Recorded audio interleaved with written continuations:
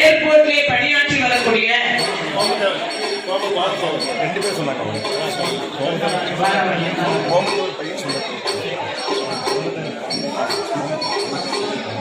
ஏர்போர்ட்டிலே பணியாற்றி வரக்கூடிய செல்வச்சிமா அருமை அண்ணா, அதாவது சடலதேவர் அவர்களுடைய அருந்தவர் செல்வம் கோமதேவர் அண்ணா அவர்கள் வந்து நமக்கு பணமாலையை கொண்டு வந்து பாசத்தோடு அணிவிச்சுள்ளார்கள்.